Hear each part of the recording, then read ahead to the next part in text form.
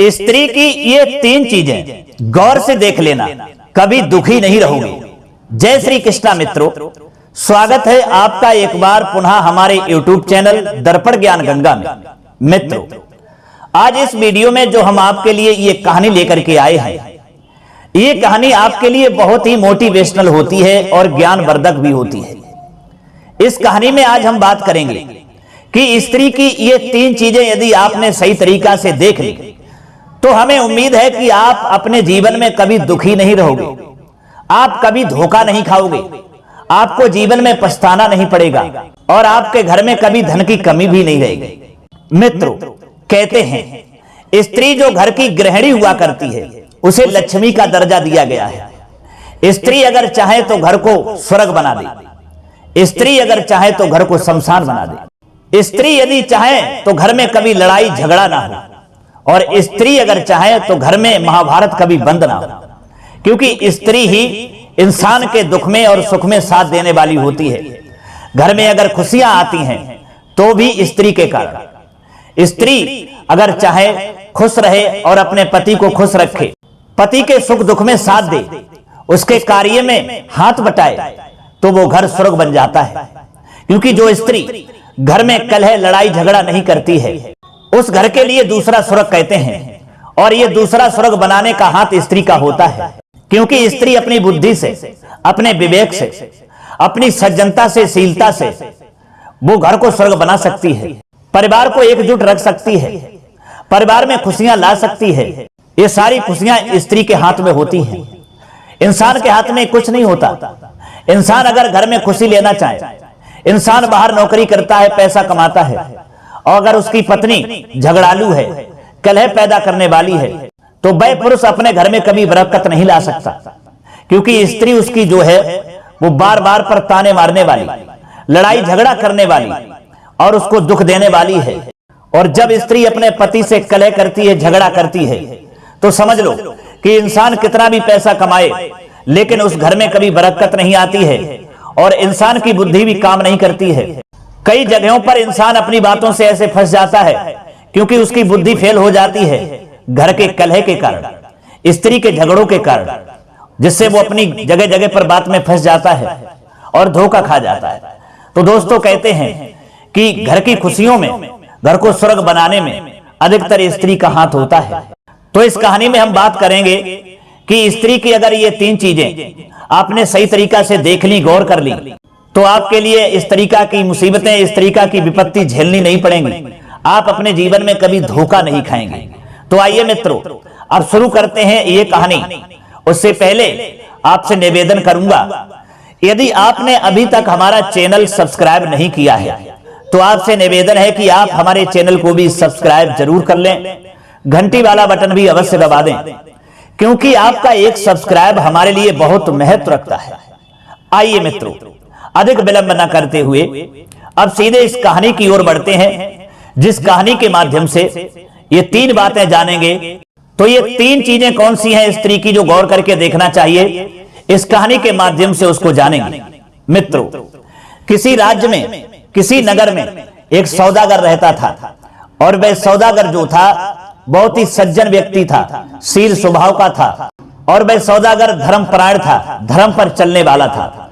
उसकी एक पत्नी थी, उसकी पत्नी से उसे बहुत प्रेम था, यानी वह अपनी पत्नी से बहुत अधिक प्रेम करता था, अटूट प्रेम था, और पत्नी भी उससे प्रेम करती थी, जिससे उनके घर में सारी खुशियां आ चुकी थी, किसी बात की कमी नहीं थी। सौदागर जो था वो कभी कभी विदेश अपना व्यापार करने के लिए चला जाता था और पत्नी उसका घर देखती थी, और जब वापस लौट करके आता था तो सौदागर अपनी पत्नी के लिए अधिक समय देता था और प्रेम करता था। उनका ये प्रेम देख करके जो पड़ोसी लोग जो थे वो उनसे जलने लगे थे। मित्रों, कहते भी हैं कि इंसान अगर किसी की बरकत को देख करके, किसी की खुशी को देख करके अधिकतर जलने लगता है, उसे ईर्ष्या पैदा होने लगती है। क्योंकि संसार का नियम है, अगर आप अच्छे कर्म करते हैं तो इंसान को जलन हो जाती है और वह अच्छे कर्म में आपके लिए रोड़ा अटकाने लगता है, आपको फंसाने की कोशिश करने लगता है और सोचने लगता है कि इसकी बरकत क्यों हो रही है, ये ऐसे कर्म अच्छे क्यों कर रहा है, हम इसको करने नहीं देंगे। इस तरीका की वह बाधाएं अधिक पैदा करने लगता है, जिससे उस इंसान के लिए कर तो कुछ नहीं पाता है, लेकिन कुछ ना कुछ मुसीबतें, कुछ ना कुछ विपत्ति वह खड़ा कर देता है। ये संसार का नियम है। अगर इंसान बुरा कर्म करता है तो भी इंसान उसको गालियां देते हैं, जलते हैं, और अच्छा कर्म करता है तो भी इंसान उससे ईर्ष्या पैदा करने लगता है। ये संसार का नियम है। इसलिए कहना तो यही है कि इस दुनिया के इंसानों को ना देखते हुए अपने काम में हमेशा लगे रहना चाहिए और अच्छे से अच्छे काम करना चाहिए, धर्म की ओर बढ़ना चाहिए। यही इंसानियत होती है और यही मानव धर्म होता है।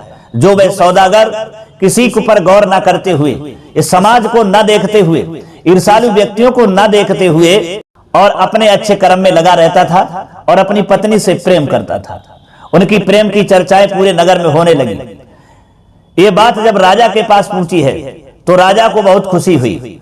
एक दिन राजा रानी टहल रहे थे तो राजा ने कहा, रानी, सौदागर और सौदागर की पत्नी में दोनों लोगों में अटूट प्रेम है और उनके प्रेम को देख करके मुझे बड़ी खुशी हो रही है। कहते हैं कि जिस घर में पति पत्नी में ऐसा अटूट प्रेम होता है तो वहीं धन की कमी नहीं होती, वहां लक्ष्मी का वास होता है, सारी सुख शांति उसके घर में होती हैं। और इसी प्रकार जिस नगर में, जिस राजा में और प्रजा में अधिक प्रेम होता है तो उस नगर में स्वर्ग होता है और वहां की प्रजा खुशहाल जिंदगी जीती है। इस तरीका की राजा अपनी रानी से चर्चाएं कर रहा था। राजा ने रानी से कहा, हे भाग्यवान, मैं कुछ ऐसा करना चाहता हूं कि मेरे राज्य में, मेरे नगर के प्रजा के लोगों में अधिक से अधिक अटूट प्रेम बना रहे, एक दूसरे से प्रेम करते रहें, जिससे हमें अधिक खुशी हो और हमें ये नाज हो, ये गर्व हो कि हमारी प्रजा के लोग प्रेम से रह रहे हैं। अब हमें क्या करना चाहिए? बहुत देर बातें करने के बाद में राजा ने विचार किया और राजा ने अपनी रानी से कहा कि हे भद्रे, मैं ये चाहता हूं कि जिस प्रकार दीपक जलता है और दीपक में तेल और बाती होता है, उनमें अटूट प्रेम होता है, और जब तेल और बाती में अटूट प्रेम होता है तभी दीपक जलता है, प्रकाश होता है। इसी तरीका से हमारी प्रजा में भी प्रकाश होना चाहिए। अब हम कल से घर घर में दीपक जलवाएंगे और अधिक समय तक दीपक जलवाएंगे, और जिसका दीपक बुझ जाएगा समझ लो उस घर में प्रेम कम है, और जिसका दीपक अधिक समय तक जलेगा समझ लो उस घर में अधिक प्रेम है। इस तरीका की हम आजमाइश करेंगे और अपने नगर के प्रजा के लोगों में अधिक प्रेम भावना का संकेत देंगे। दोस्तों, रानी से ये सलाह मिलाने के बाद में अगला दिन जब हुआ तो मंत्री को बुला करके और सारी बात कही और पूरे नगर में ये घोषणा करवा दी है कि घर घर में आज से दीपक जलेगा, और जिसका दीपक अधिक समय तक जलेगा समझ लो उस घर में पति पत्नी में अधिक प्रेम है, उस परिवार के लोगों में अधिक प्रेम है। और जिस घर में जल्दी दीपक बुझ जाएगा उस घर परिवार में थोड़ा कम प्रेम है। इससे ये पता चल जाएगा। दोस्तों, राजा की कहने की देरी थी, पूरे नगर में घोषणा करवा दी और वही हुआ। जब शाम होती है तो पूरे नगर के घर घर में दीपक जल गया। अब कुछ लोगों का दीपक जो था थोड़ी देर जला, फिर वह बुझ गया, और कुछ का थोड़ी देर जलता रहा। इधर राजा रानी अपने अटा पर खड़े होकर के नगर के दीपकों को देखने लगे कि किसके घर में अधिक समय तक दीपक जल रहा है और किसके घर में बुझ गया है। तो दोस्तों, क्या राजा रानी ने देखा है, थोड़े ही समय में सारे नगर के जितने भी घर थे उन घर के लोगों के दीपक बुझ चुके थे। केवल सौदागर का जो घर था उसमें ही दीपक जल रहा था। राजा रानी ने उठ करके पूरी रात ये देखा तो सौदागर के घर का दीपक पूरी रात जलता रहा।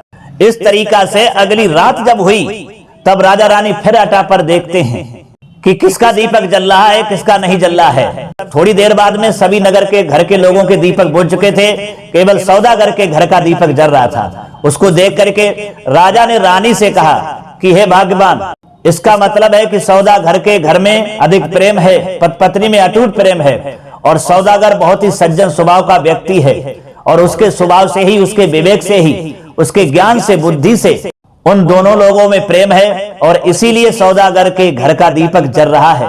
दोस्तों, सौदागर की बढ़ाई जब राजा ने की तो ये बात रानी को अच्छी नहीं लगी। रानी ने कहा, नहीं नहीं, ऐसा नहीं हो सकता। सौदागर की पत्नी शील स्वभाव की है, सज्जन है, उसके अंदर ज्ञान है, उसके अंदर आदर्शता है, और इसी तरीका से वो दीपक पूरी रात जलता है। आप सौदागर की बात कर रहे हैं, लेकिन मैं उसकी पत्नी की बात कर रहा हूं, क्योंकि उसकी पत्नी की सज्जनता के कारण, उसके गुणों के कारण ही दीपक जलता है। दोस्तों, राजा तो सौदागर के गुणों का बखान कर रहा था और रानी सौदागर के पत्नी के गुणों का बखान कर रही थी। इस तरीका से राजा रानी में विवाद बढ़ता चला गया और इतना बड़ा विवाद बढ़ गया कि लड़ाई की, झगड़े की नौबत आ गई। विवाद करते करते सवेरा निकल आया और जब सवेरा निकला, लड़ाई बढ़ती चली गई, झगड़ा राजा रानी में बढ़ता चला गया। इधर मंत्री आता है और मंत्री ने झगड़े के बारे में जब जाना तो मंत्री ने राजा से कहा, महाराज आप आपस में क्यों झगड़ा कर रहे हैं? अरे इसकी अगर आजमाइश करनी है कि कौन अच्छा है कौन बुरा है, सौदागर अच्छा व्यक्ति है, सज्जन है, या उसकी पत्नी अच्छी है या सज्जन है, इस तरीका की आजमाइश कर लो। आपस में झगड़ा क्यों कर रहे हो? मंत्री की बात से राजा सहमत हो जाता है। राजा ने कहा, ठीक है मंत्री, ये बात तो सही है। दोस्तों, सौदागर की आजमाइश करने के लिए राजा ने अपने मंत्री को बुलाया और मंत्री से कहा कि देखिए मंत्री, कल तुम्हें सौदागर के पास में जाना है और उससे कहना है कि राजा साहब ने हमको भेजा है, तुम्हारे लिए ऑफर है। तुम अगर अपनी पत्नी के लिए घर से बाहर निकाल देते हो तो तुम्हारे लिए बहुत धन, हीरे जवाहरात मिलेंगे, और यदि उसको मार देते हो तो तुम्हें आदि गद्दी का राजा बना दिया जाएगा। दोस्तों, मंत्री जो था राजा की बात को सुनकर के सौदागर के पास में गया और राजा की कही हुई बात सारी सौदागर से कह दी। कहा कि तुम्हारे लिए ऑफर है, अगर तुम अपनी पत्नी के लिए घर से बाहर निकाल देते हो तो तुम्हारे लिए हीरे जवाहरात, बहुत अधिक धन मिलेगा, और यदि तुम अपनी पत्नी के लिए मार देते हो तो तुम यहाँ के आदि गद्दी के राजा बना दिए जाओगे। दोस्तों, मंत्री की बात को सुनकर के उस सौदागर के लिए गुस्सा आ गया। सौदागर कहने लगा, जाओ मंत्री, राजा साहब से कह देना कि मुझे ना तो हीरे जवाहरात, ये धन संपत्ति चाहिए और ना मुझे आदि गद्दी चाहिए। अरे मैं अपनी पत्नी से प्रेम करता हूं, उसके बगैर नहीं जी सकता। थोड़ी सी जायदाद के पीछे, थोड़ी सी दौलत के पीछे, इस गद्दी के पीछे हम अपनी पत्नी को मार दें, एक इंसान की जान ले लें, ऐसा हमारा धर्म नहीं है, ये हमारी इंसानियत नहीं है, ऐसा मैं कदाप नहीं कर सकता हूं। मुझे गरीब होना मंजूर है, मुझे भिखारी बनना मंजूर है, लेकिन मैं अपनी पत्नी के साथ में ऐसा बुरा नहीं कर सकता हूं। इसलिए जाओ राजा साहब से मना कर देना। दोस्तों, मंत्री आता है और सौदागर की सारी बात कही हुई राजा से कह देता है। रानी पास में बैठी होती है, तब राजा बहुत ही खुश होता है। राजा कहता है, देख लिया रानी, सौदागर इतना शील स्वभाव का है, इतना सज्जन व्यक्ति है कि अपनी पत्नी से कितना प्रेम करता है। मैंने उससे कहलवाया कि अपनी पत्नी को बाहर निकाल दो या मार दो तो तुम्हें यहाँ का आदि गद्दी का राजा बना दिया जाएगा। उसने उल्टा जवाब दिया, मैं ऐसा नहीं कर सकता हूँ। उसने दौलत पर ठोकर मार दी। इसका मतलब है रानी कि सौदागर ही सज्जन व्यक्ति है और वह अपनी पत्नी से प्रेम करता है और इसीलिए उस घर में बरकत है और सारी खुशियां हैं। रानी ने राजा की बात सुनी तो रानी कहने लगी, ठहरिए महाराज, अब थोड़ी प्रशंसा अपनी बंद करिए, अब मैं भी आजमाइश करवाऊंगी। दोस्तों, फिर रानी ने मंत्री से कहा कि जाओ उसकी पत्नी से कहना कि तुम अपने पति को मार दो, और जब पति को मार दोगी तो तुम्हारे लिए राजा अपनी पत्नी बना लेंगे, रानी बना लेंगे। ये तुम्हारे लिए ऑफर है और तुम यहाँ के राजा की रानी बनकर के रहोगी। दोस्तों, रानी की बात को सुनकर के मंत्री जाता है और सौदागर की पत्नी के पास में पहुंचता है और सारी बात कहता है और कहता है कि देखिए, हमें राजा साहब ने भेजा है, यदि आप अपने पति सौदागर को मार देंगे तो यहाँ के राजा आपके लिए पत्नी बना करके रखेंगे, आपको रानी बना करके रखेंगे। आप जीवन भर खुशियों की जिंदगी जिएंगी और फूलों की सेजों पर सोएंगी, अनेक दासियां आपकी सेवा करेंगी। दोस्तों, मंत्री की ये बात को सुनकर के वह सौदागर की पत्नी बहुत खुश हो जाती है और कहती है, ठीक है, मैं तैयार हूं, मैं राजा की पत्नी बनने के लिए तैयार हूं, मैं आज रात में ही अपने पति को मार दूंगी। तब मंत्री ने कहा, जल्दी मत करिए, राजा साहब ने यह भी कहा है कि अगर तुमने अपने पति को मार दिया और दीपक बुझा दिया तब राजा साहब समझ जाएंगे कि तुमने राजा साहब की बात मान ली है और सौदागर को मार दिया है। जवाब दिया, आप चिंता ना करें, ऐसा ही होगा, हम अपने पति के लिए आज रात में मार दूंगी और उस दीपक को बुझा दूंगी। दोस्तों, इतना कहने के बाद में मंत्री राजा के पास में आता है, सारी बात राजा से कहता है कि वो तैयार हो गई।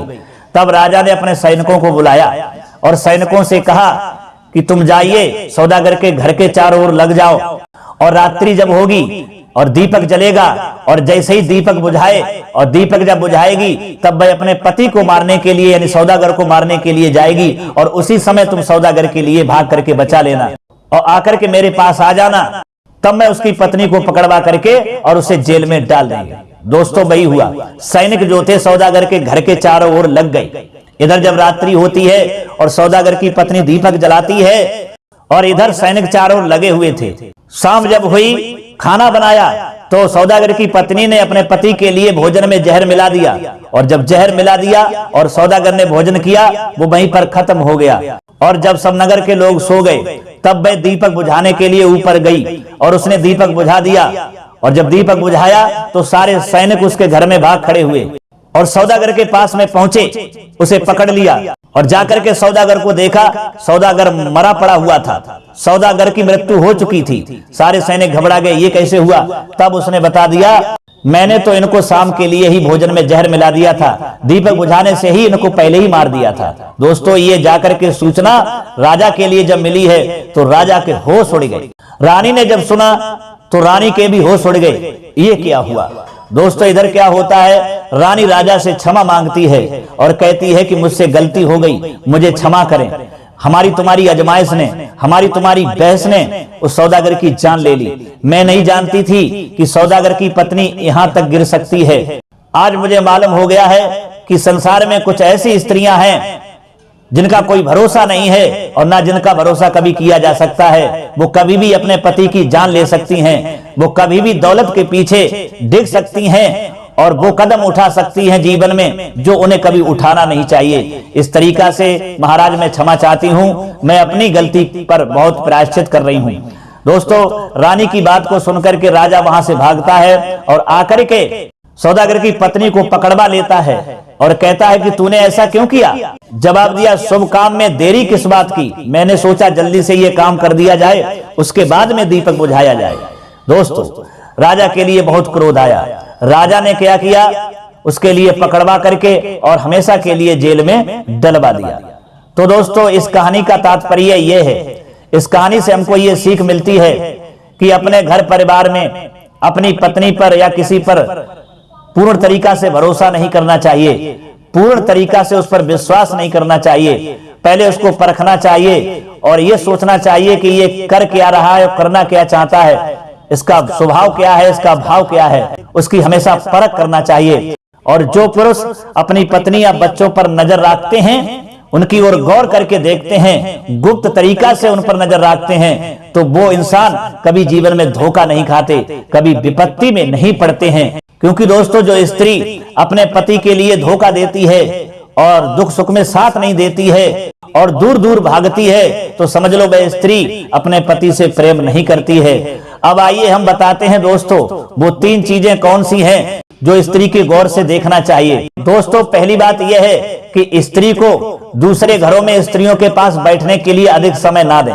ये पहली बात महत्वपूर्ण है, क्योंकि यदि तुम अपनी स्त्री के लिए पड़ोस की स्त्रियों में बैठने के लिए मौका देते हो तो वह स्त्री वहां बैठेगी और अपने घर का सारा रहस्य वहां उगल देगी, जिससे दूसरे लोग तुम्हारा नुकसान करेंगे, तुम्हें नुकसान पहुंचाएंगे। इसलिए आप अपनी स्त्री के लिए दूसरी स्त्रियों में अधिक समय नहीं देना चाहिए।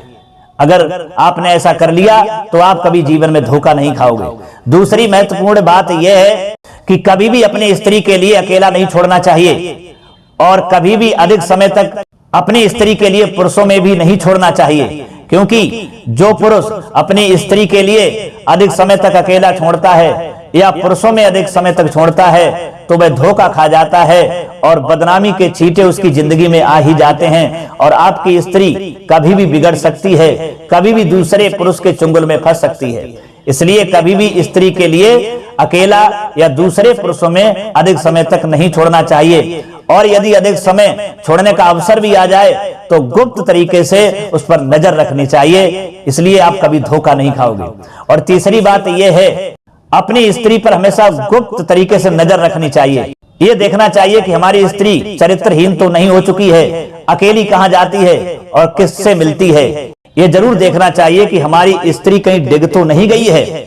दोस्तों अगर इंसान इन 3 बातों का जो ध्यान रखते हैं और गौर करते हैं और देखते हैं तो समझ लो कि वे कभी भी विपत्ति में नहीं पड़ते हैं और कभी धोखा नहीं खाते हैं और ना कभी जीवन में दुखी रहते हैं। जो हमने ये 3 बातें महत्वपूर्ण बताई हैं इस कहानी के माध्यम से, ये हर इंसान के लिए बहुत महत्वपूर्ण है। ये 3 बातें स्त्री के बारे में जो मैंने बताई हैं, ये कैसी लगी हैं? अगर आपको ये अच्छी लगी हैं, पसंद आई हैं, तो हमें कमेंट बॉक्स में राय जरूर देना। हो सके तो अपने दोस्तों के लिए भी शेयर करना। अब क्षमा चाहते हैं, फिर मिलेंगे अगली वीडियो में किसी नई ज्ञान चर्चा के साथ में। तब तक के लिए सब्सक्राइबर बंधुओं एवं दर्शक भाइयों के लिए राधे कृष्णा, ओम नमः शिवाय।